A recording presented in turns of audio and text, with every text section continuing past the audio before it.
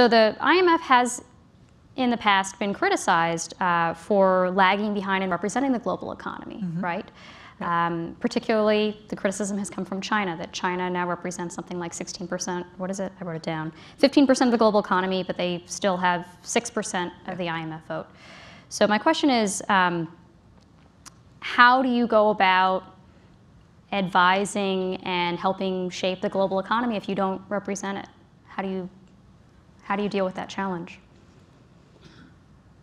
First of all, we try to have as diverse a staff as we can, because I mean, the point is completely well taken, and the institution should better represent the membership in terms of contribution to the economy. But I'll come to that in a minute. I think the fact that we have a very, very diverse staff with economists from all corners of the world, and not, a dominant group that would be coming from the advanced economies and a small minority from the rest, I think is an indication that we want all voices, all talents, and all recommendations to actually be produced by that very diverse groups. And I think they recognize that. The fact that on my management committee I have one American, yes, but I also have one Chinese, I have one Japanese, and I have one Brazilian. So that's also an indication of our determination to include as many voices and as representative voices as possible. Now, you referred to the 6% versus the 15%. 6% voice in the organization by way of quota, and 15% contribution to the economy in GDP terms.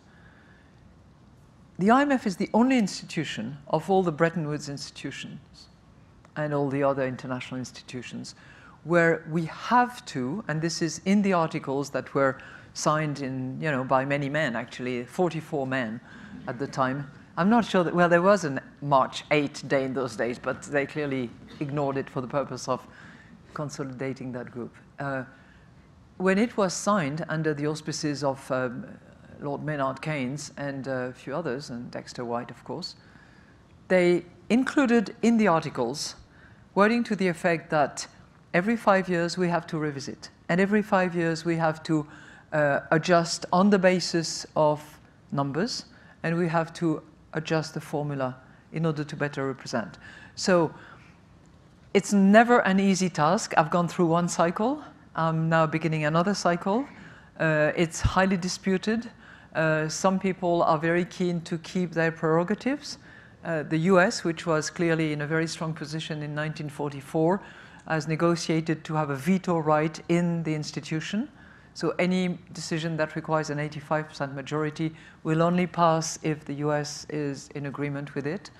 And of course, when you have enjoyed that kind of position and prerogative, it's not easy to concede and to give up power. to give up some of your power. Yeah.